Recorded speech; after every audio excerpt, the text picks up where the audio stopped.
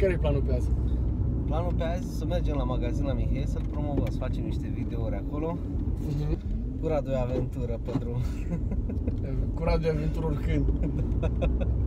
Opa! Pe munte, desigur, la Absolut. zăpadă, pe dar normal, să știi.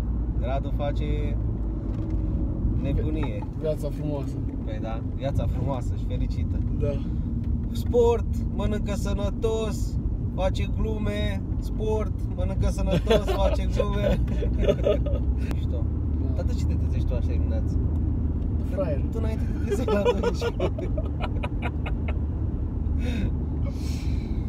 Ce s-a întâmplat cu tine, te trezești așa dimineața? Bă, mă ajută foarte mult, unul, să mă trezesc de vreme. Da? Am ziua mai lungă. Da?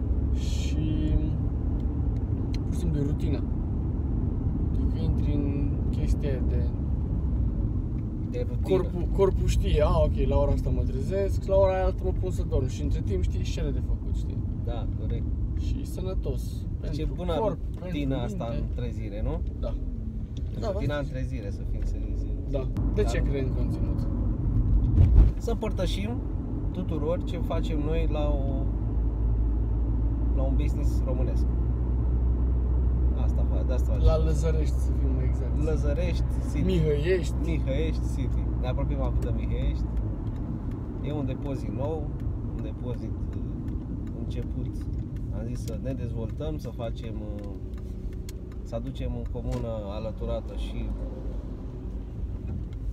produsele noastre și serviciile noastre. Și pe domnul Vali. Neața Vale, uite, vezi, la timp. Hai că facem un tur în magazin acum. Da.